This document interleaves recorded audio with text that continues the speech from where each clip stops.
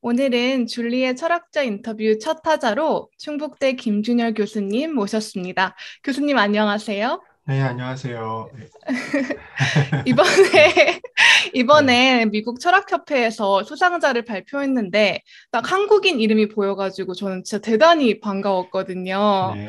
그래서 이제 인터뷰 요청 드렸는데 이렇게 응해주셔서 감사합니다.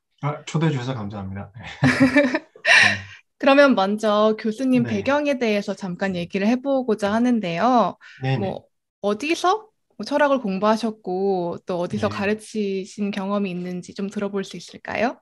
네, 저는 뭐 한국에서 나고 자라서, 네, 한국 사람이고요. 네. 어, 서울대학교에서 철학을 공부하고, 박사를 커네티컷 대학으로 유학을 가서요.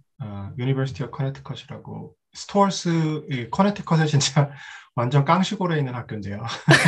거기 거기 거기 유학 가서 7년 동안 공부를 하고 그다음에 2020년도에 졸업을 하고 지금은 어, 2020년도에 졸업을 하고 거기에서 비지팅 어시스턴트 프로페서 그러니까 우리로 치면 객원조 교수쯤 되려나요?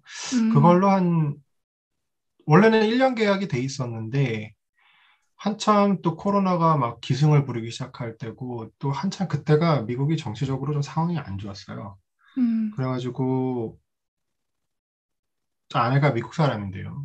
미국을 떠나고 싶어 했어요. 그래서 음, 귀국을 했고요. 귀국을 해서 이제 귀국을 했으니까 잡이 없잖아요. 그 열심히 거기만 이제 사실 정말 아무것도 없이 들어갔거든요. 그래서 막 지원을 했는데 한참 그때 좀 연구조 교수 뭐 이런 것들이 좀 자리가 많이 났었어요. 그래서 국민대에 자리가 나서 거기에 지원을 했고 그게 덜컥 돼서 그걸로 그래서 국민대학교 연구조 교수로 3월부터 좀 이제 그걸 하고 있다가 어 충북대에 이제 또 자리가 나서 마침 운 좋게 또 분석 철학 쪽 자리가 나서 제가 전공하는 분야가 분석 철학인데 그쪽 자리가 나서 지원을 해서 또 운 좋게 또 돼서 9월부터는 지금 충북대학교 철학과에서 조교수로 일하고 있습니다. 네. 어, 완전히 한국에 시작을 하셨다가 미국에서 네네. 오랫동안 계시다가 다시 한국으로 돌아오신 게 다 네네. 성공적으로 다 잘 되신 아, 흔치 성공, 않은 케이스인데요. 에, 그러게요. 근데 이게 임용이나 뭐 이런 거는 하여튼 전적으로 운인 것 같아요. 그러니까 자리가 없으니까 안 되는 거거든요. 그렇죠. 보통, 보통 실력이 있고 이런 철학자들이 분명히, 저랑 같이 이제 서울대에서 같이 공부를 했던 친구들은 미국에서 돌아와서 한 2, 3년 동안은 이제 강사를 하고 뭐 이런 식으로 했거든요. 근데 그 음, 이유는 순전히 자리가 없으니까. 음. 네. 근데 정말 운 좋게 제가 딱 들어오던 해에 그때 막 우후죽순격으로 좀 잡이 몇 개가 나왔어요. 그래서 잘 된 거죠. 네. 아, 그러면 이제 네. 커네티컷에 계시다가 이제 네네. 아내분도 철학자셔서 아내분을 네네. 만나시고, 아, 그거 네네. 너무 로맨틱한데요? 뭔가 철학자들 사이의 로맨스 이런 게 저도 네. 뭐 종종 보긴 하지만 이게 또 한국인과 미국인이다 보니까 네네. 되게 네. 어떻게 그냥 같이 이제 동기셨다가 이제, 어, 동기는 아니고요. 저 후배였고, 음, 그게 이상하게 저희 학과가, 커네티컷 대학 철학과가 이상하게 약간 매치메이킹 학과처럼 돼가지고, 아, 왜, 대학, 어떡해요? 대학원생들끼리 연애를 그렇게 잘 하더라고요. 그래가지고 음, 저희 커플 포함해서 세 커플이나 결혼을 했어요. 그래가지고 그래서 와. 학과장님이 한번 야, 진짜 정말 우리 무슨 데이트 매치메이킹 하는 것 같다고 우리 그래서 농담처럼 말씀하셨던 적이 있는데 저 뭐 같이 공부하다가 결국은 이제 결혼하게 된 거죠. 네, 간단하게 얘기하면. 아니, 네. 그러면은 뭐 비슷한 네. 연구를 하셨거나 뭔가 접점이 있었기 때문에 뭐 대화를 많이 아, 하신 건가요? 그렇지는 않아요. 원래 아내는 이제 심리 철학을 하고 음, 있었고요. 네, 심리 철학이고 저는 심리 철학 쪽은 아니죠. 근데 그 미국 학과도 이제 학과마다 좀 다른데요. 그 커네티컷 대학은 커뮤니티가 되게 강한 음, 학과여서 근데 일주일에 꼭 한 번씩 모여서 누군가 한 명 발표를 하고 거기서 다 학과가 전부 다 모여서 다 듣고 비판하고 뭐 의견을 제시하고 이런 거를 이제 학회를 매주 하는 거죠. 음, 그러니까 커뮤니티가 강하고요. 그러니까 동기들 간에도 만날 기회가 많고 얘기할 기회도 많고 그랬던 것 같아요. 그게 좀 계기가 되지 않았을까요? 서로 얘기하고. 결정적으로 같은 네. 오피스에 있었어요. 아, 또 그런 네, 비밀이. 네네, 아, 같은 약간 큐비클을 같이 쉐어하셨군요. 네네네네네. 그렇습니다. 네, 그러면은 진짜 그럴 만하네요, 네네, 진짜로. 네, 아니, 말씀하신 그런 매주 발표하고 토론하고 그런 네, 게 스탠포드에도 있었는데, 너무 네, 폐쇄적이지가 않아서 제가 석사 학생인데 불구하고 되게 음, 웰컴해줬거든요. 사실 네네. 저도 그때 짝사랑하는 선배가 있었는데, 저는 그런 거 그래서, 있어요. 네, 그래서 그 사람 때문에 그 사람이 아리스토텔레스 전공이었기 때문에 저는 이제 네. 막 아리스토텔레스 로직 이해도 못 네, 하겠는 거를 막 열심히 듣고 했는데 결국 뭐 말은 몇 마디 네. 못 붙여봤어요. 그, 뭐, 어, 네, 그게 사실은 공부를 열심히 해야지 연애 같은 거 하면 안 되죠. 그쵸, 그쵸, 그쵸. 또 그런 네, 분위기에 네. 휩쓸려서 연애는 잘 못하고. 아, 네. 네, 아, 네, 그러면 이제 좀 더 네. 뒤로 가서, 앞으로 가서 네네. 철학을 공부하게 된 계기나 아니면 철학자가 되기로 결심한 이유 같은 게 있으실까요? 하나 기억나는 건 어릴 때 책을 좀 많이 봤어요. 네. 책을 많이 봤는데 그 중에 이제 플라톤의 대화가 좀, 대화 편들을 좀 읽었었는데 그게 좀 되게 놀라웠던 것 같아요. 근데 뭐 에오티프론 편을 읽었을 때 이제 거기서 이제 소크라테스하고 이제 에오티프론이 경건함이란 무엇이냐, 뭐 이제 이거에 대해서 얘기를 나누는데 우리는 이제 경건하다는 말을 참 잘 쓰잖아요. 뭐 경건하다, 뭐, 그 사람 참 경건한 사람이지. 그래서 다른 사람도 동의하고. 근데 그렇게 우리가 그 주장을 하고 그 말에 동의를 하고 할 수 있을 때에는 그 말이 우리가 무슨 의미인지를 알고 있다고 생각을 하는 게 자연스러운 것 같은데. 근데 소크라테스의 논의를 따라가다 보면 에오티프론이 상당히 상식적으로 납득이 가는 정의를 제시했음에도 불구하고 경건함에 대한 그, 그거 가면 다 완전 박살이 나잖아요. 그러니까, 그쵸. 그럼 이게 안 되는구나. 그럼 우리는 도대체 뭘 근거로 경건하다는 말을 쓰는 걸까? 라는 생각을 했던 게 좀 결정적이었던 것 같아요. 네. 그게 음, 딱 결정적이었는데, 그러고 나서부터 좀 철학책들을 조금씩 찾아봤고, 그래서 대학을 갈 때쯤에는, 나는, 근데 사실 좀 대답하기가 여전히 어려운 게요. 그럼에도 불구하고 왜 내가 철학을 하려고 했을까에 대한 그게 답이 될런지는 잘 모르겠어요. 아, 뭔가 네네. 하여튼, 뭔가 하여튼 어떤 이유 때문에 대학을 갈 때쯤에는 나는 철학과를 가는 게 돼 있었어요, 이미. 음, 그래서 지원도 그런 쪽으로만 하고, 예. 글쎄요, 인간이 뭘 선택하느냐에 대해서 딱히 궁극적인 설명이 있을런지. 그러게요. 네, 진짜 이거는 그러니까요. 뭐 네. 결정이 된 것이 아닌지. 그러니까요. 그래서 어떻게. 근데 대학에 가서 공부를 하면서부터 거기서부터 이제 왜 공부를 더 하기로 했느냐는 오히려 설명하기 좀 쉬운 것 같아요. 음, 뭐 공부를 하다 보니까 재밌었고, 네. 그리고 특히 계속 던져지는 질문들이 보니까 내가 도대체 알고 있다고 생각했는데 모르는 것들이 사실은 모르는 것들인 게 많고, 그런 거에 이제 이끌려서 이제 계속 공부를 더 하게 되고 하다 보니까 이제 결국은 뭐 여기까지 왔다. 이렇게 얘기를 하면 쉬울 것 같은데 애초에 왜 선택했을까를 생각해 보면 글쎄요, 쉽지는 않네요. 네. 음, 결국 직업 철학자도 직업인이라서 직업인한테 당신이 그 직업을 택한 이유는 뭡니까? 라고 물어보면 뭐 어찌어찌 하다 보니 그렇게 됐죠. 맞아, 맞아, 그런, 맞아. 네. 약간 직업 철학자들도 그런 게 있지 않을까. 아마 줄리님도 마찬가지 아닐까요? 네, 음, 네. 저는 어찌어찌 좀 하다 보니. 이렇게, 그쵸, 네, 그쵸. 어찌어찌 하다 네, 보니까 하게 됐는데, 네, 이제 이게 사람들이 철학자라고 하면은 네, 네, 뭔가 엄청난 뭔가 컬링, 미션, 네, 이런 의식으로 난 진리를 네, 탐구하겠어. 뭐 이렇게 된다고 이제 좀 이렇게 고정관념이 있을 수 있는데, 사실 네, 직업 철학자도 네. 어찌어찌 공부를 하다 보니, 어찌어찌 맞아요. 네, 어찌어찌 그게 직업이 되는 경우가 많더라고요, 네, 주위에도. 맞아요. 그렇게 막 네, 이상하고 특별한 유니콘 같은 사람들이 아니라는 거. 네, 네, 네. 맞아요.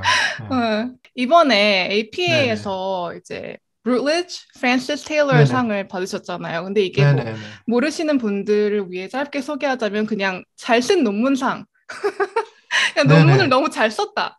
이렇게 볼 수 있는데 어떻게 네. 이런 상을 타셔가지고 수상 소감 있으실까요? 그게 근데 뭐 정확하게 얘기하면 이 비정년 트랙에 있는 교수들의 논문들 중에서 이제 최우수 논문을 뽑는 건데요. 글쎄요, 뭐 좀 얼떨떨하죠. 이게 뭐 나름대로 열심히 쓴 논문이긴 하지만 상을 받고 나니까 야 이게 진짜 무슨 상 받을 만한 거 아니야? 왜 부끄러워지고 다시 한번 어, 들여다보고 야 이게 뭐 또 헛소리 예. 뭐 또 헛소리한 건 없나 아니요. 싶어서 다시 한번 돌아보고 어, 예, 예, 좀 그렇고요. 그게 한 가지 의의가 있다면 음, 저 프레게 스칼라십은 그러니까 프레게 학계는 정말 백인 남성 위주의 음. 예. 좀 약간 악명 높을 정도로 백인 남성 위주의 영역이거든요. 분석학 중에서도 프레게가 특히 그런가요?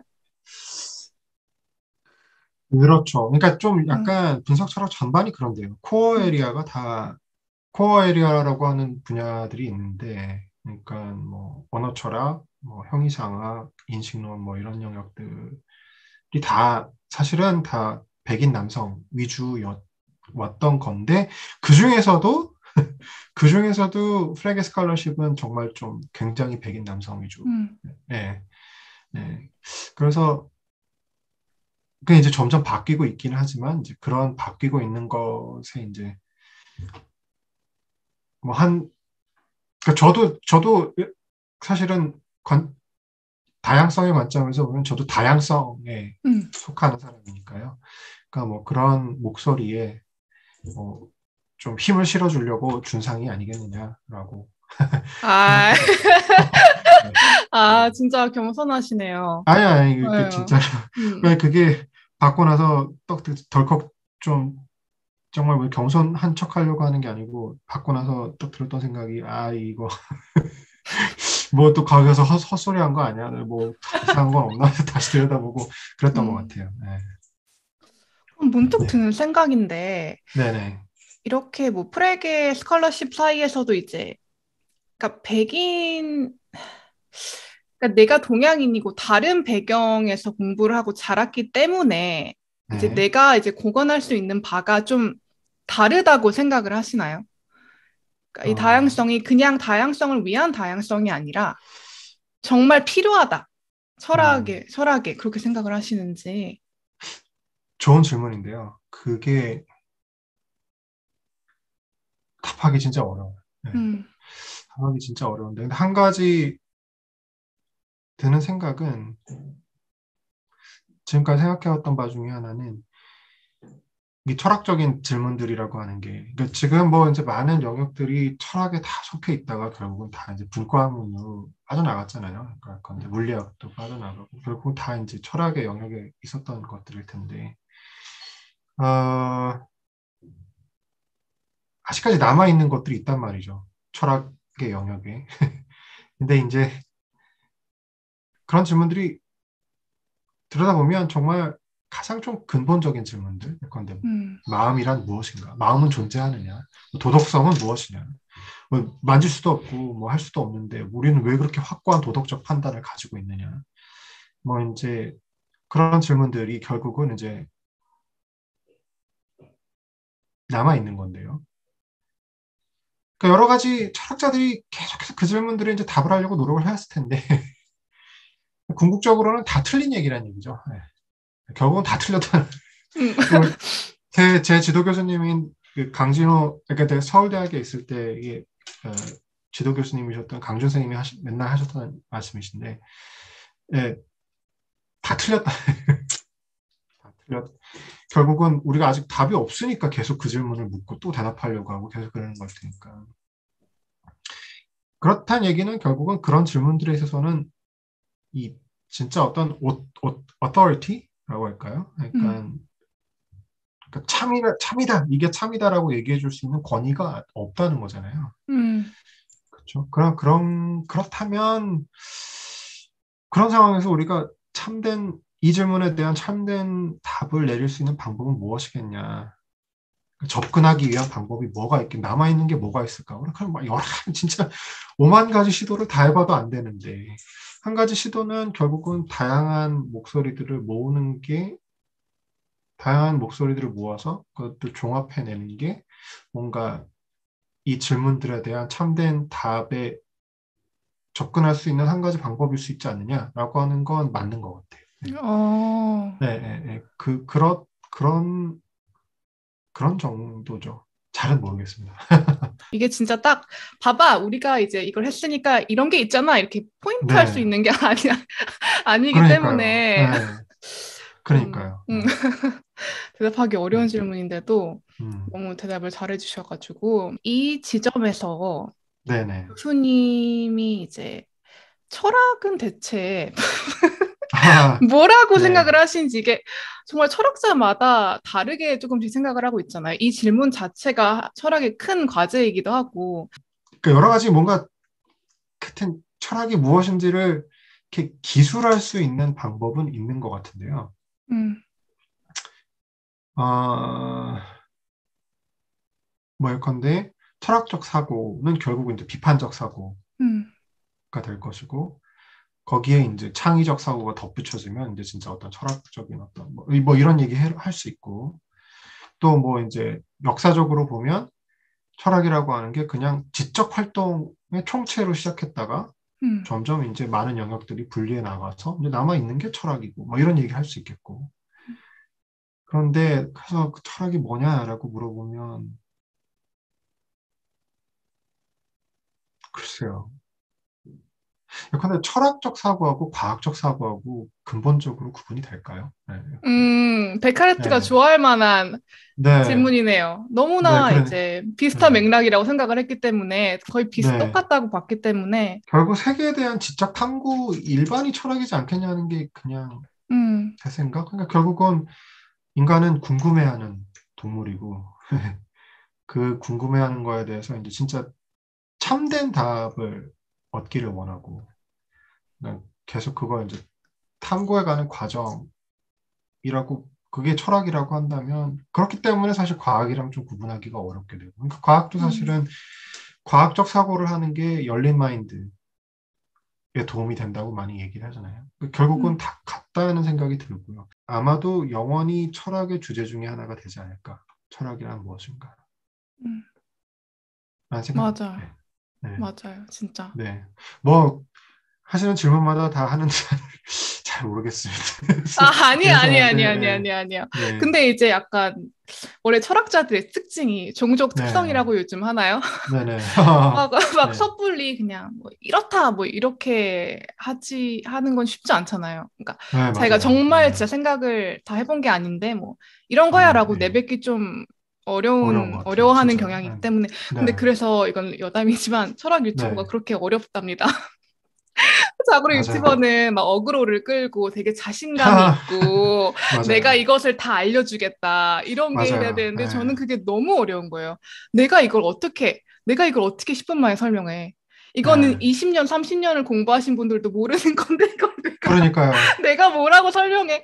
이런 게 전 심해가지고 진짜 그런 음, 부분에서 어떻게 좀 컴프로마이스를 잘 하려고 하고 있는데 그러면 이제 철학자들이 잘하는 것 중에 하나는 네. 알고 있다고 믿는 사람들을 깨부수는 거니까. 맞아. 네, 맞아, 맞아, 맞아, 그걸로 맞아. 어그로를 끌면 되겠죠. 아, 그러니까 뭐 어그로는 확실하게 끌리죠.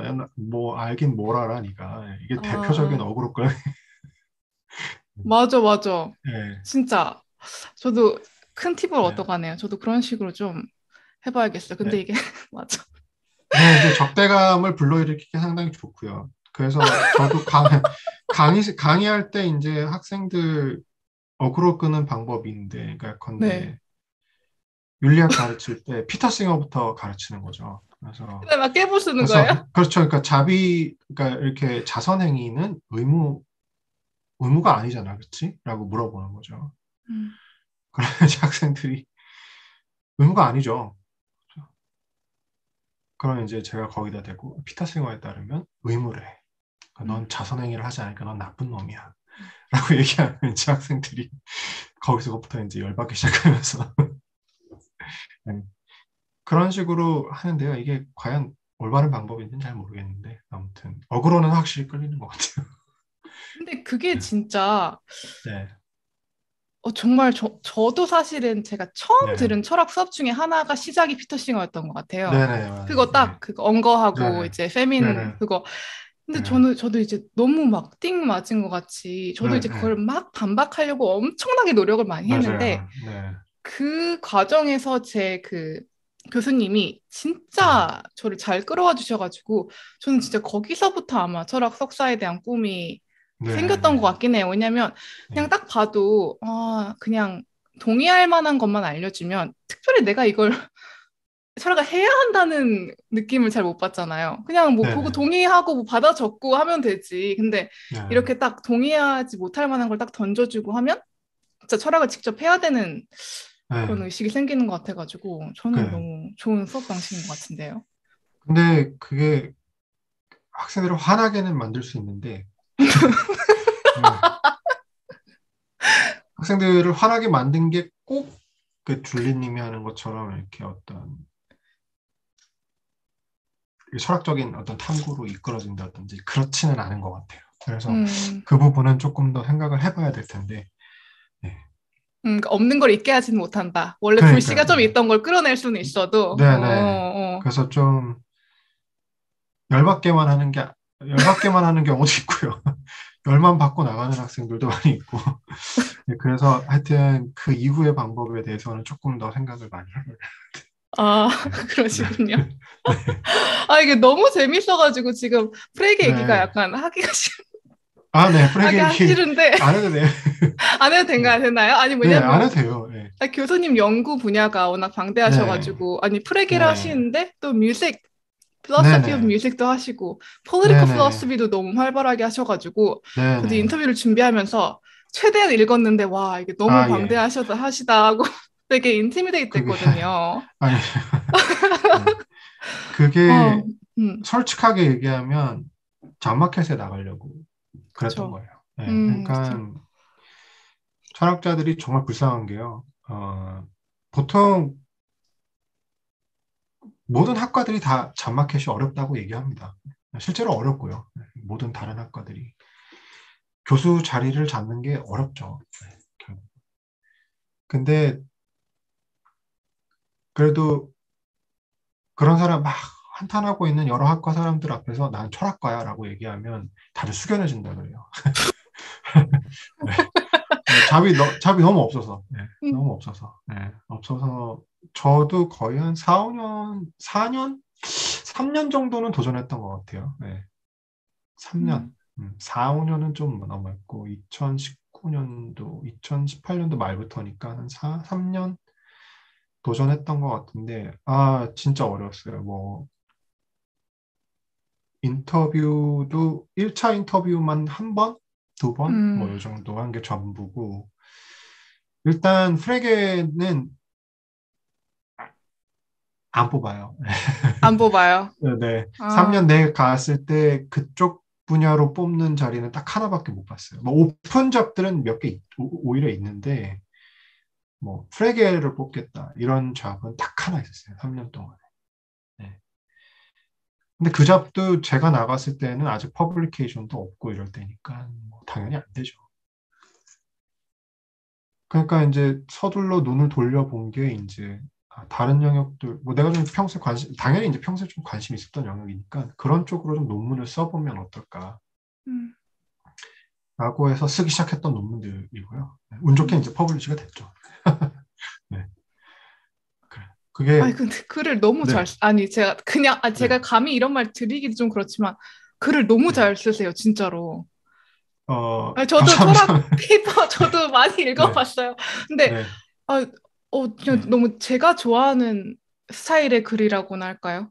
네. 이게 뭐 큰 의미가 있는지는 모르겠지만, 그러니까 큰 의미가 있죠. 네, 대단히 네, 간결하고 담백하게 쓰는데, 그러면서 절대 불친절하지 않다는 느낌을 받았거든요. 그러니까 네, 간결하면 되게 불친절한 논문이 있고 네, 너무 네, 나를 끌고 가는 듯한 필요 없는 그런 논문이 네, 있는데 딱 그 중간에 있다고 생각이 들어가지고 네. 이건 진짜 너무 글쓰기 팁을 여기서 아, 잠깐 네, 여쭙고 싶어요. 왜냐면 이게 비단 철학 논문뿐만이 아니라 어느 분야에도 다 이제 적용이 네, 되는 그런 네. 글쓰기일 텐데.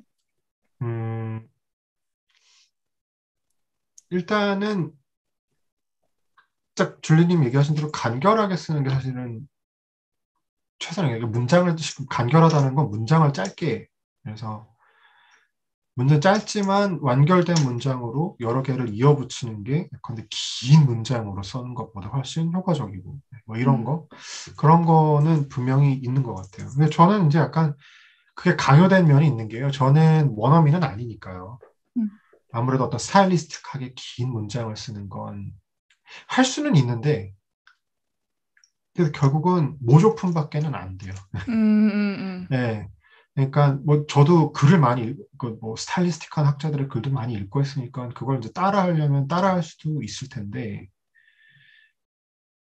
그렇게 하면 진짜 모조품이고 그러니까 진짜 제 스타일은 아닌 거죠, 사실은. 음. 네, 그러니까 그럴 바에는 차라리 한국어로 썼다면 좀 제가 그랬을까라는 생각이 좀 들 때가 있어요. 한국어로 쓸 어, 때는 굉장히 좀 약간 길게 쓰거나 이러지 않았을까라는 생각이 있는데 근데 차라리 영어로 쓰다 보니까 아, 어차피 스타일리스틱한 건 비원어민으로서는 어차피 그냥 다 모조품밖에 안 되는 느낌이고 음. 그럴 바에는 정말 아예 완전 간결한 걸 스타일로 한번 삼아보자. 예.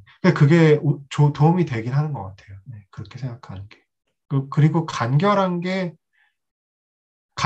계속 이제 이어붙여서 설명한 거 또 하고 또 하고 뭐 가끔은 어떨 때는 뭐 약간 한 말 또 한 것 같이 쓰는 것도 사실은 독자들한테 좀 도움이 되는 것 같고. 네. 맞아, 네. 맞아. 네. 그런 면이 있는 것 같습니다. 네. 그 중간에 이제 다른 이제 네. 카운터 아규멘트 같은 거를 이제 제시하실 때도 그냥 그 네네. 말투라던가 이런 게 너무 저한테 너무 와닿았어요. 그냥 네. 대화하는 것처럼 진짜 그렇게 쓰셨던 것 같아가지고. 네. 그건 음, 결국은 철학자들이 하는 작업은 끊임없는 내적 대화라 그래야 되나요? 그러니까 음, 이렇게 주장은 할 수 있는데, 이렇게 주장을 하면 분명히 뭔가 발끈하는 사람들이 있을 텐데, 그 발끈하는 사람들을 어떻게 설득할 수 있을까, 이거. 그러니까, 그리고 그런 게 너무 여실히 잘 드러나는 게 이제 그 피어 리뷰 저널이라고 하는 리뷰 시스템에서 잘 드러나는 거죠. 하여튼 써보면 써서 투고하면 리뷰어 리포트 받아오면 가관이에요. 야, 이런 것도 불만이 있구나. 네. 그러니까 근데 그게 확실히 도움이 되는 게 진짜 이게 글을 쓴다는 게 결국은 이런 사람들이랑 대화하는 어, 거구나. 그러니까 이 사람들이 잘못 생각해 정말 너무 완벽하게 잘못 생각해서 어떻게 이렇게까지 오해를 하지라는 생각이 들 때도 있지만 그쵸, 그쵸. 음, 음, 네. 그렇지만 그래도 들어보면 이 사람들이 이렇게 응답할 이유가 있겠네라는 생각이 드는 거죠. 그러니까 어, 그게 그렇게 하니까 점점 더 이제 스타일이 돼가는 것 같아요. 그러니까 저는 이제 거짓말 안 하고 한 100번 이상은 리젝션을 받아본 것 같은데요. 음. 페이퍼 다 합쳐서 100번, 200번도 넘으려나? 뭐 아무튼 그걸 끊임없이 거치면서 좀 자연스럽게 체득된 것 같아요. 그러면 진짜 이번에 수상하신 네네. 게 더욱 더 큰 감동과 의미로 다가왔을 것 같아요. 정말 저 같았으면 그냥 배너 네. 달았어요. 집 앞에 사람들이 철학협회라 그러면 뭔지 잘 그, 모르니까 네. 설명도 좀 해놓고. 네. 그렇죠. 그게 뼈 아픈 얘기인데요. 철학협회라고 그러면 사람들이 무슨, 네. 뭔지 잘 모르죠. 네. 별 맞아, 맞아. 관심도 없고. 그래서 정치학협회 이런 거랑 다르니까요. 네, 그래서 뭐, 글쎄요. 뭐, 뭐 그런 배너를 달아놓긴 좀 겸연쩍고, 어, 사실은 출판됐을 때가 더 기뻤던 것 같아요. 아, 크게 봐서는, 예, 그 상을 받는 건, 음, 왜냐면, 어떻게까지나 진짜 운이거든요. 네, 음, 그래서 결국은 정말 운때가 맞았던 거죠. 그걸 심사하고 있던 사람들 중에 이제 프레게에 대해서 조금 더 우호적인 사람들이 있고, 네, 그쪽에 관심 있는 사람들이 있고, 이러니까 음, 뽑히는 거지. 그게 무슨, 그걸 받으면 좋죠. 돈도 주고요. 그게 천 음, 달러인가 줘요. 그래서 돈도 주고 좋은데, 사실은 출판됐을 때가 더 음. 기뻤다. 일단 음악 철학 얘기를 시작을 해볼까요? 네네네. 네. 네. 네. 일단 약간 그 레주메를 위해서 하신 것도 있지만 음악을 원래 네네. 좋아하셨던 건가요? 아, 예, 음악은 원래 좋아했었어요. 제 아마추어 오케스트라 악장이었거든요, 대학교 때. 오, 그래서, 예, 예, 예. 그래서 음악을 되게 좋아했었고, 특히 클래식 음악. 그 이상하게 좀 듣는 것도 좋아하긴 했는데, 듣는 건 맨날 듣는 것만 듣는 걸 좋아하고, 막 이렇게 막 찾아서 듣고 이런 건 그런 타입은 아니었고요. 연주하는 걸 좋아했던 것 같아요. 음, 네, 그래서 원래 음악에 대한 관심은 있었고, 그리고 이제 그 와중에 이제 라이칸 선생님이 이제 윌리엄 라이칸은 이제 상당히 유명한 철학자인데요. 미국에서. 어, 딱 그때 이제 음악 철학, 대학원 강의를 개설을 하셔서 이제 그걸 들으면서 이제 평소에 생각해왔던 바를 이제 개발시킨 거죠. 네. 음, 네, 네. 음악에 대한 철학이라는 게 네, 네. 뭐 그냥 네, 음악가들이 그냥 자기가 하는 음악에 대해서 글을 쓰는 거랑 음악에 대해 네, 정말 네. 철학을 한다는 거는 어떤 차이가 있는 건지. 왜냐면 우리는 음악 철학은 뭐 하나의 큰 기둥으로 생각을 하지는 않으니까 네, 네. 약간 대중을 위해서 어떤 차이가 있는지 간략하게 설명을 해주신다면. 그게 아까 얘기한 뭐 물리학을 하는 것하고 물리학하는 게 뭔지를 묻는 거하고의 차이라고 할까요?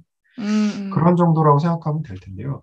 음악을 하는 거, 그러니까 음악을 하고 음악을 비평하고 뭐 이렇게 하는 거는 음악이라고 하는 이제 큰 틀을 이미 받아들인 상태에서 하는 작업이라고 볼 수 있고요.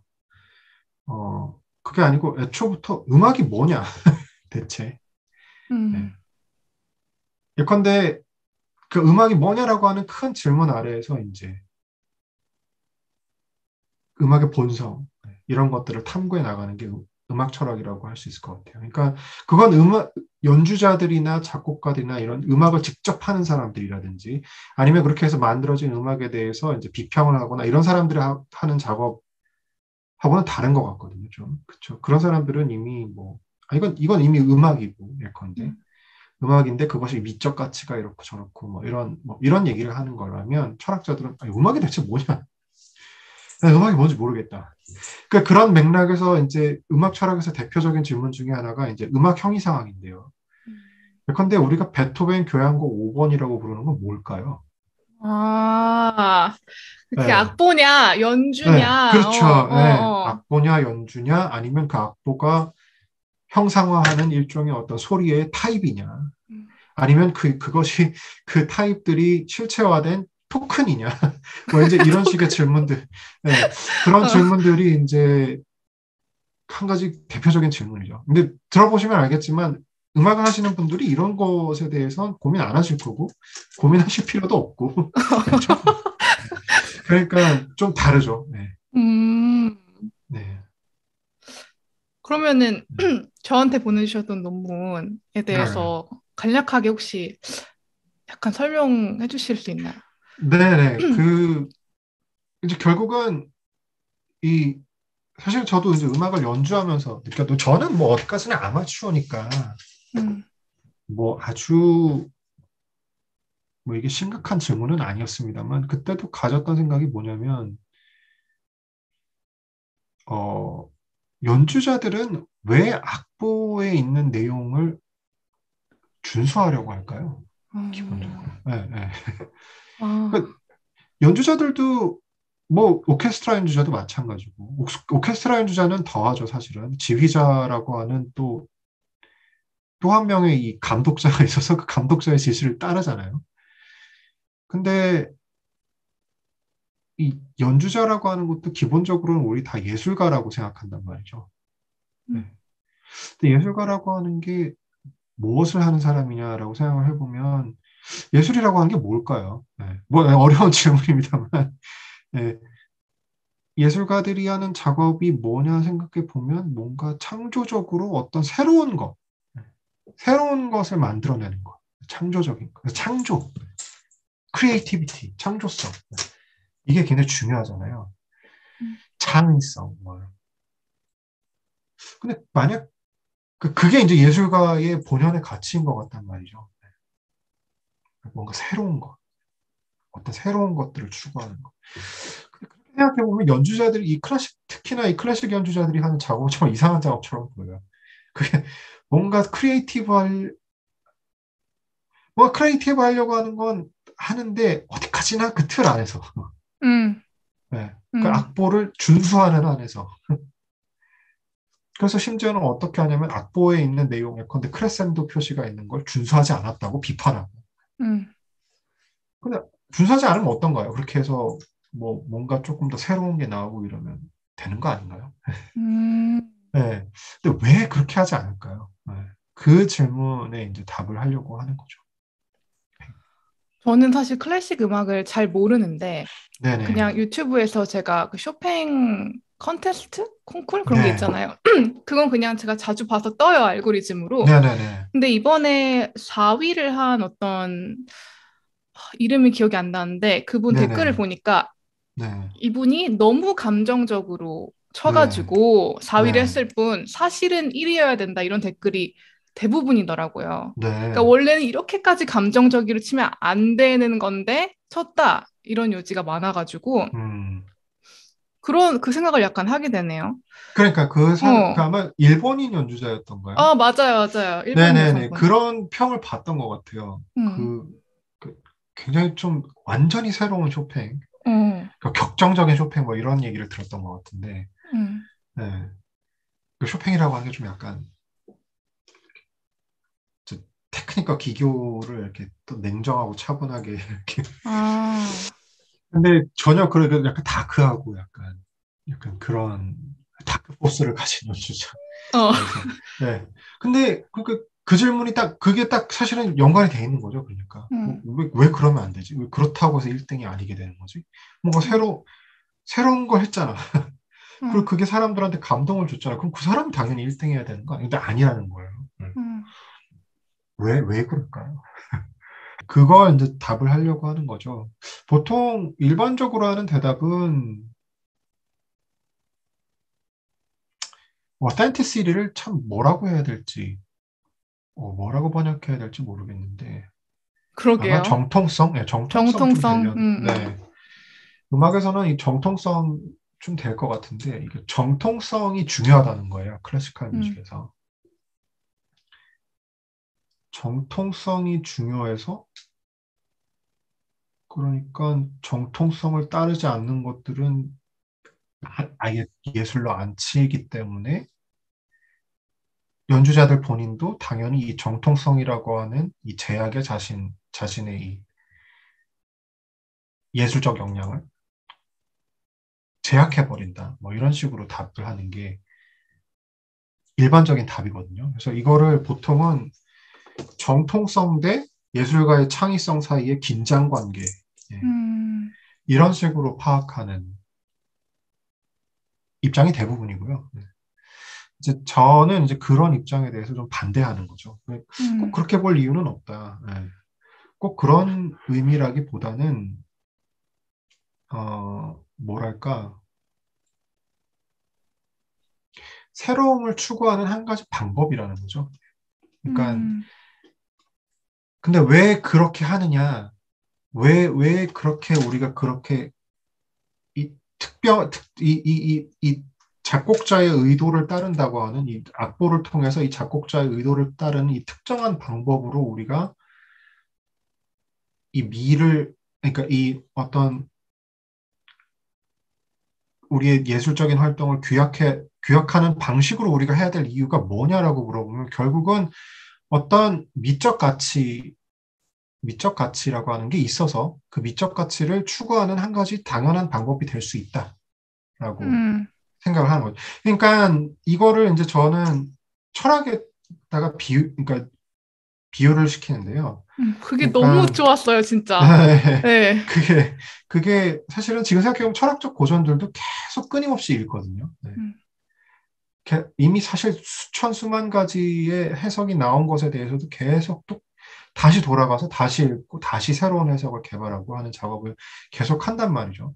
근데 그런 작업을 하는 게 무슨 비단 그 사람이 무슨 말을 했는지 궁금해서 하는 거라고 보기는 좀 어려운 것 같아요. 그렇죠? 네. 음, 근데 데카르트가 무슨 말을 했는지 정확하게 알고 싶다는 단지 그 이유에서 우리가 데카르트를 꼭 읽는 건 아닌 것 같단 말이에요. 음, 뭔가 우리가 근원적으로 가지고 있는 어떤 철학적인 질문이 있고 그 질문에 대해 뭔가 어떤 다른 힌트를 줄 수 있을 거 있기 때문에 우리가 데카르트라든지 아니면 플라톤이라든지 이런 사람들을 읽는 거 아니겠느냐는 음, 거죠. 사실은 철학사를 하는 사람들은 다 그런 생각들을 가지고 있고 음, 그 철학사가들이 하는 게 아니, 저 철학자가 뭐라고 얘기했는지 정말 뭐라고 얘기했는지 규명하자 이거에만 음, 관심 있는 사람들은 절대 아니거든요. 네. 근데 그 사람들은 그럼 왜 굳이 이 사람들도 그게 이 철학사가라고 하는 사람들도 결국 인간이 가지고 있는 근원적인 철학적 질문에 대해서 답하려고 하는 의도가 있다면 그게 궁극적인 그 사람들의 목적이라면 굳이 왜 그 사람들은 왜 이 역사적인 문헌으로 다시 돌아가서 거기서부터 다시 시작할까? 이걸 생각해 보면 음악에 대해서도 동일한 답을 생각해 볼 수 있다는 거죠. 음, 음, 철학자들의 경우에는 그렇게 하는 것이 그 고전을 쓴 사람의 아이디어를 다시 한번 발굴하고 재해석해 봄으로써 우리가 참에 조금 더 근접해 볼 수 있는 어떤 한 가지 분명한 방안이지 않느냐라고 생각하는 거고 그걸 그대로 생각해 보면 음악에 있어서는 이 작곡자가 만들어낸 이 음악을 다시 한번 그 틀 내에서 허용되는 한 최대한 재해석해 보고 다시 하는 것이 어떤 미적 가치, 크게 봤을 때 어떤 우리가 충분히 향유하고 즐길 만한 어떤 새로운 미적 가치를 창조할 수 있는 어떤 방법이 되지 않느냐. 네. 그렇게 생각해 보면 이거를 꼭 그러니까 어텐틱이 정통성이라고 하는 것을 가지고 자기 자신을 규약하는 게 꼭 그게 무슨 자신의 창의성을 규제하고 이런 아이디어는 아니지 않겠느냐는 거죠. 네. 음. 설명이 길어졌네요. 네. 아니요, 너무 좋은 네. 설명이었고, 네. 그, 이제 우리가 결국 에, 네. 너무 감정적으로 치면 안 된다라든가 아니면 쳐도 된다, 창의적으로 쳐도 네. 된다, 네. 이 된다, 안 된다라는 말을 할 때에는 네. 결국 네. 그걸 판단하는 뭔가 주체가 있다는 거를 우리가 임플라이 하고 그쵸. 있는데, 네. 그러니까 그쵸. 그 피아니스트, 4위한 피아니스트를 봐도 네. 대중은 많이 인정을 한다고 쳐볼게요. 저는 잘 모르지만. 네. 그러면 이제 네. 이미 그건 대중이 인정을 하고 있는데, 굳이 우리가 그래 된다는 말을 할 필요가 있을까? 이렇게 될 수도 있으니까 사실 그거는 그러니까 음악 전문가들 아니면 네. 음악회 네. 아니면 미의 여신 예술의 네. 여신 그러니까 그 주체가 그거는 뭔가 고정이 된 건가요? 그러니까 우리가 이렇게 음악 철학을 하면서 된다 음. 안 된다라고 할 때 그 기준은 미적 가치라고 하는 게 음, 상대적인 주관적인 것이냐 음, 아니면 객관적인 것이냐. 음, 어, 그게 상당히 좀 어려운 문제고 사실은 저도 잘 이해를 아직 사실 좀 잘 규명하지 못한 게 제가 주장한 바가 그래서 미적 가치가 객관적이라고 하는 함의를 갖느냐 아니냐. 근데 사실은 아직 좀 분명하지 않은 것 같아요. 저 스스로한테도. 음, 네. 꼭 어떤 객관적이어야 된다는 결론을 함축하지는 않는다고 봤거든요. 페이퍼를 쓸 때에는. 음, 상대적이어도 크게 상관은 없는 것 같아요. 제 생각에. 음, 어, 다만 어떤 종류의 미적 가치든지 간에 그런 미적 가치를 미적 가치를 창출해낼 수 있는 한 가지 방안 중에 하나가 이제 이런 정통성을 통해 규약하는 거라고 보는 거고. 음, 그러면 이제 그렇게 되면 아까 이제 콩쿨의 문제로 돌아가면 그 콩쿨에서는 도대체 왜 그렇게 하는 거냐? 예컨대 왜 너무 격정적으로 연주하면 안 된다라고 하는 이 일종의 클리셰, 이거는 사실 뭐 그 악보에 있는 내용은 아닐 테고 지금까지의 연주의 클리셰랄까요? 음, 그런 거일 텐데 그 사람들의 생각은 아마 지금 우리가 하고자 하는 작업은 이 쇼팽이 작곡한 이 음악을 뭐 완전히 새롭게 해서 이렇게 해서 어떤 미적 가치를 추구하는 거라기보다는 쇼팽이 남겨놓은 것을 최대한 따르는 한에서 어디까지 우리가 미적 가치를 끌어낼 수 있는지를 보자는 거니까 그걸 따르지 않으면 우리가 상을 주지 않겠다라고 하는 건 그냥 우리의 기준이다. 뭐 이런 음, 식으로 생각해 볼 수도 있고 아니면 아예 비판을 할 수도 있죠. 그 어디까지나 클리셰인데 쇼팽 음, 본인이 생각한 것도 아니고 음. 그걸 가지고 수상자를 갈랐다는 것 자체가 넌센스다라고 얘기를 할 수도 있겠죠. 어느 쪽이든 제가 주장하는 내용하고는 양립 가능한 것 같아요. 음. 네, 저희가 너무 재밌는 얘기를 많이 하다 보니까 네, 네, 구독자 질문으로 빨리 넘어가야 될 것 같아가지고 네, 네, 괜찮습니다. 네, 재밌는 거부터 하고 싶은데요. 네, 네. 인생 영화가 혹시 있으신지, 그리고 영화를 아, 즐겨 네, 보신다면 철학의 눈으로 보시는지 궁금합니다라고 김현승 님이 네. 질문 주셨어요. 영화는 원래 좋아합니다. 네, 원래 아, 좋아해서 특히 고등학생 때 진짜 많이 봤던 것 같아요. 그때는 진짜 뭐 영화 뭐 일주일에 한 두세 편씩 비디오를 봤던 것 같은데요. 빌려다가. 그래서 뭐 부모님한테 등짝 맞고 이랬던 기억이 납니다. 네, 네. 그, 그래서 영화를 상당히 좋아하는데 요즘은 또 잘 못 봐요. 네. 애 낳고 난 다음에는 어려운 것 같아요. 음, 네, 잘 안, 영화를 볼 시간도 없고. 근데 그래도 영화는 원래 좋아하고요. 인생 영화는, 이게 진짜 인생 영화 뭐냐 그러면 대답하기가 너무 힘들어요. 네, favorite book 이런 것처럼 맞아요. 갑자기 머리가 딱 백지가 되면서 내가 보거나 네, 읽은 게 하나도 없는 것 같고. 네, 네. 그래서 생각을 좀 지금 해보니까 다크 나이트 라이즈가 딱 떠오르고요. 네. 그 놀란 라이언 감독이죠. 네. 네. 아니다, 그 크리스토퍼 사람이 놀란, 네. 크리스토퍼 놀란 라이언은 네. 야구 선수 이름이군요. 뭐, 정신이 없어가지고 크리스토퍼 놀란 감독, 놀란 음, 감독의 배트맨 시리즈 중에서는 보통 다크 나이트를 많이 꼽으시는 것 같은데 저는 다크 나이트 라이즈가 더 좋았어요. 네. 오, 좀 더 좋았던 것 같아요. 그게 약간 까라마조프가의 형제 같은 느낌이랄까요? 아, 카라마조프나 이런 거 보면 그 욕망의 피를 이제 어떻게 분출하느냐가 이제 핵심적인 사실 관찰 요소라고 생각을 하거든요. 그러니까 음, 아들 알료샤에게도 그런 더러운 욕망의 피가 흐르지만 정말 정말 순결하고 신실하고 이럴 수도 있는 그런 음, 가능성이 있는 그러는 반면에 완전히 냉혈한이 될 수도 있고 둘째처럼 아니면 첫째처럼 그냥 격정의 뭐 악하지는 않지만 격정의 동물이 될 수도 있고 아니면 그 아버지 까라마초프처럼 정말 순수한 악한 욕망의 화신이 될 수도 있고 그러니까 이 피가 어떻게 표출되어 가느냐에 대한 스토리라고 생각이 되는데 비슷하다고 생각이 돼요. 다크나이트 라이즈도 어, 우리에게 모두 분노가 있고 네. 그 분노를 어떻게 표시하느냐. 그러니까 근데 배트맨도 분노할 이유가 있는 거죠. 궁극적으로는 인간의 분노에 관한 모두가 분노에 있지만 그 분노가 우리의 어떤 행위를 정당화해 줄 수 있느냐. 내가 음, 분노했다고 해서 복수할 수 있느냐. 얘가 분노했다고 해서 그에 응당하는 악한 행위를 하는 게 정당화되느냐. 분노해 있지만 사실은 그럼에도 불구하고 우리는 용서하고 악한 행위를 선한 행위로 갚아야 되느냐. 이제 이런 질문을 던지고 있다고 생각해요.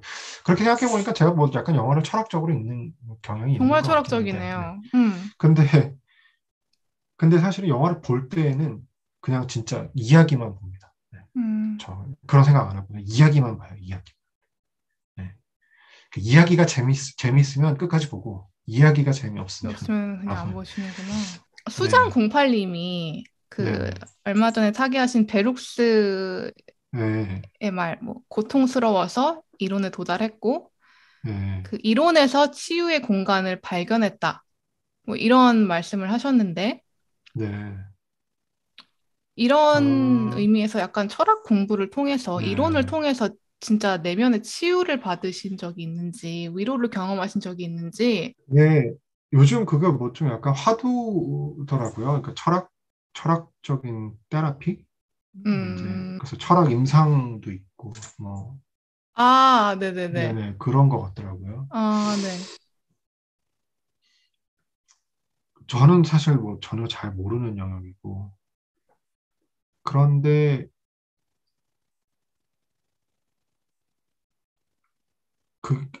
저는 또 벨룩스는 잘 모릅니다. 그래서 처음 음, 들어봤어요. 네, 지금 처음 들어봐서 잘 모르는데 철학이 꼭 그렇게 어떤 자기 자신한테 막 사실 고통스럽게 하는 질문에 대한 답을 찾아주는 어떤 이론을 구성하는 그런 작업이냐 하면 꼭 그렇지는 않았던 것 같아요. 예, 음, 음, 그런 건 아닌 것 같고, 뭐 저도 잘은 모릅니다만. 왜냐면 기본적으로는 철학을 할 때에는 자기 자신과는 좀 거리를, 자기 오, 자신뿐만 아니라 모든 것과는 거리를 둬야 해서, 어, 예, 그래야 되는 것 같다는 생각이 좀 들거든요. 그래서 근데 또 그게 꼭 그렇지만은 않은 걸 수도 어, 있어요. 네. 모르겠어요. 특히나 요즘 사회적이고 정치적인 문제들이 음, 철학에서 굉장히 많이 논의되고 있고, 특히나 사회적으로 소외받았던 사람들의 목소리를 철학적으로 다시 규명하고 이렇게 하는 작업들. 단지 그걸 관찰하던 사람뿐만이 아니고 그 고통을 받고 있던 피해 당사자들의 철학적인 목소리를 들으려고 하는 시도들이 굉장히 활발하거든요. 네. 그렇게 보면 아마 철학도 그렇게 볼 수도 있을 텐데, 그러니까 그런 이제 베알룩스가 생각하는 그런 식으로 생각해 볼 수도 있을 것 같아요. 그러니까 근데 크리티컬 레이스 디오리 뭐 이런 거, 비판적 인종 이론 이런 것들을 하는 사람들한테는 그런 이론을 도달하는 것이 어떤 자신들이 받아왔던 이 고통에 대한 어떤 분석과 치유의 과정일 수도 있을 것 같고요. 음. 잘은 모르겠어요. 그럼 이게 되게 네. lead into 철학을 공부하면 어떤 부분이 향상이 되고 네, 도움이 그러게요. 되는지 네. 궁금하다고 지금 이 Y2 네. 분이 올려주셨는데, 뭔가 나아진 그러니까 철학을 하지 않을 때보다 나아진 면이 있느냐. 이거보다는 철학자들이 뭘 하려고 하느냐. 네, 그걸 좀 음, 봐야 될 것 같아요. 네. 음, 네, 그게 더 중요한 것 같아요. 내가 그걸 함으로써 뭘 나아지는 게 있느냐, 뭐 어떤 걸 개발할 수 있느냐, 이런 것보다는 철학자들이 왜 그걸 하려고 할까? 음, 네, 그걸 생각하는 게 조금 더 의미가 있는 것 같은데, 예컨대 근데 자선행위는 의무냐 아니냐? 아까 얘기했던 그런 질문인데 의무인지 아닌지 중요하지 않습니까? 네, 네, 네, 중요하냐고요? 중요하죠. 중요하지 않습니까? 네, 중요한 질문이죠. 자선행위가 도덕적인 의무인지 아닌지. 만약에 도덕적인 의무라면 우리 지금 해야 되잖아요. 더 많이 해야죠. 지금보다 훨씬 많이. 그쵸. 근데 그게 네, 일반 자성 행위가 아니라 대단히 요구를 많이 하는 자성 행위라서 맞아요. 문제지만, 네네. 그 정도는 저도 근데 못합니다. 그렇죠. 네. 저도 못해요. 네. 근데 진짜 한 가지 딜레마가 뭐냐면 그렇긴 한데 못하겠는데 또 피터 싱어의 아규먼트에 답변을 해보자면 쉽지가 않아요. 음. 다 적절한 반론이 없어요. 지금까지도 사실 피터 싱어의 논변에 대해서 저는 못 봤어요. 정확하게 적합한 어떤 반론을 제기하는 입장은 잘 못 봤어요. 얼마 전에 필라 운동화 하나 샀어요. 아, 이거 음. 뭐 협찬이 아니니까요. 네. 온라인에서 4만 몇천 원짜리 하나 샀는데요. 사실은 별로 그렇게 필요한 건 아니거든요. 뭐 좀 신발이 있으니까요. 다른 신발도 있고. 그러니까 그 돈은 해야 되는데 뭐 그 돈이 있다고 해서 내 아내나 애가 더 행복해지는 것도 아닐 거고. 어차피 그렇게 해서 써버릴 거잖아요. 그쵸? 신발 사가지고 별로 그렇게 필요하지 않아요. 그럼 그 돈은 저걸 해야 되는데 안 하잖아요. 음. 네. 그게 정말 정당한 걸까요? 근데 그런 질문들이 정말 좀 중요한 것 같단 말이죠.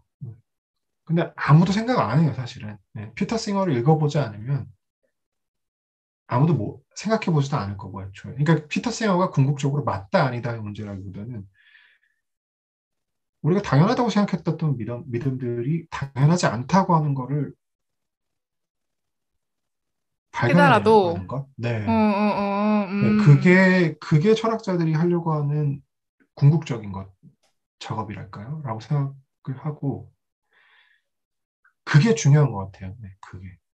맞아요. 그게 철학을 하는 가장 큰, 그러니까 뭔가 철학을 하면 확실하게 이득은 많습니다. 뭐, 여러 가지 얘기할 수 있는 게 있어요. 그런데 당장 컴퓨터만 해도 철학자들이 시작했다고 해도 과언이 아니에요. 프레게가 쉽게 그쵸. 얘기해서 현대 네네. 논리학 1차소론 논리를 정말 그냥 무에서 유를 창조한 것처럼 완전히 그냥 아리스토텔레스 논리학과 완전히 갈아엎어버린 거거든요. 철학자였고요, 프랭게는. 그게 결국은 기반이 돼서 지금 컴퓨터도 나오고 이렇게 된 건데. 그러니까 철학을 하면 실질적인 이득도 많이 있지만요. 그것보다는 그 철학자들이 무엇을 자세. 하려고 하는데, 맞아요, 그게 맞아요. 중요한 것 같아요. 그게 하나의 약간 네, 습관이 되어버리는 것 같거든요. 철학을 네, 계속 공부를 하다 네, 보면 마지막으로, 진짜 완전 네, 마지막 문제를 해볼 텐데요. 대충 제가 요약을 하자면, 이제 네, 한국어로 철학 공부를 할 때 강의를 들을 때 영어였으면 이렇게까지 복잡했을까 느낌이 드셨고 언어 철학에서 특히 한국어로 네, 해석된 예시를 보면은 좀 우리한테 음, 중요한 문제는 다른 차원이지 않나 한국의 풍토는 따로 있지 않나 이렇게 질문 주셨는데 저는 이 질문이 지금 이분은 이거 오만하게 보일 것 같았다고 하시는데 저는 전혀 이거 오만이라고 생각하지 않았고 아니에요. 네, 너무 그렇죠. 네, 진정한 네, 진짜 네, 너무 철학적인 질문이라는 생각이 들었거든요. 우리가 이제 그런 커스텀에 있는 영어권 문화의 철학을 배우다 보니까 네, 진짜 이상한 괴리감이 느껴질 때가 많을 것 같아요. 한국인 음, 입장에서. 근데 이런 네. 부분을 교수님이야말로 진짜 이걸 대답하시기에 적합하신 분이 아닌가. 아, 그게요, 어려운 질문이고, 사실은, 모르겠어요. 애초에 제가 이거를 시작했을 때는 그런 질문을 좀 가졌었는지 모르겠지만, 저는 이미 좀 약간 많이 익숙해져가지고, 아, 그쵸, 그쵸. 그걸 잊어버렸는지. 근데 분명히 생각해본 바로는 문제는 있어요. 그러니까, 예컨대, 러셀의 온디노팅 같은 거가 이제 대표적인 언어 철학의 고전이라고 할 텐데요. 네. 근데 거기 이제 대표적인 게 이 한정기술구 이제 한정기술구라고 하는 게 이 definite description이라는 게 음, 더 뭐뭐뭐뭐 하는 영어에 있어서 네, 그런 음, 표현인데요. 네. 뭐 예컨대 뭐 플라톤의 제자였던 바로 그 철학자 뭐 이런 식의 the pupil of Plato 뭐 이런 식의 문구들을 이제 사실은 제거해 버리는 거죠. 그런 한정기술구 자체는 아무런 지칭체를 가지지 않고 기본적으로 그 페이퍼 자체가 근데 이제 그런 문제를 다루면요. 근데 이게 한국어에는 잘 대응이 안 돼요. 왜냐하면 한국어에는 음, 한정기술구라고 하는 게 존재하지 않거든요. 그러니까 더 뭐뭐라는 표현이 없고 관사라는 게 아예 없잖아요. 우리는. 그러니까 사실은 대응되지 않는 문제인 것처럼 보인단 말이죠. 네. 그런 고민이 분명히 있습니다. 그런 고민이 분명히 있고요.